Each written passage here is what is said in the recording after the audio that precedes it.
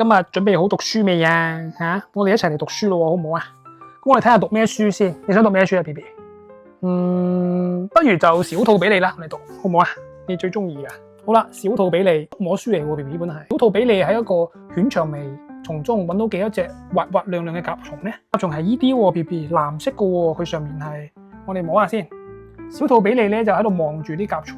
咁呢啲粉紅色咧係犬長尾嚟嘅喎，英文咧叫做 dog rose。哇！呢隻係隻狐狸嚟嘅喎 ，BB。狐狸英文叫做 fox。咁啊，小狐狸咧佢個名叫做菲利迪啊。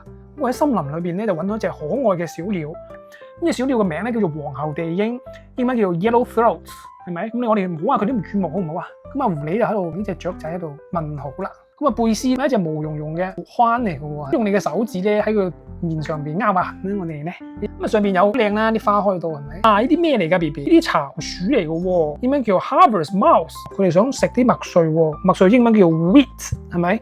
我話啲魚皮人係點樣樣嘅？係咪好 wet 啊？好啦，咁咧佢哋喺麥上面玩啦。幾個咧係兄弟姊妹嚟嘅，呢個係黑熊嚟嘅喎，英文叫 black bear。咁嗱，呢度有啲蝴蝶喎，藍色嘅蝴蝶喎，呢啲係。我哋試下摸下啲蝴蝶啊，係咩感覺嘅嚇？我哋今日就講完咯喎，呢個故事小兔比利。留翻個問題俾你咯噃，咁你記唔記得入邊有講咗幾多個動物啊？放翻入嚟先。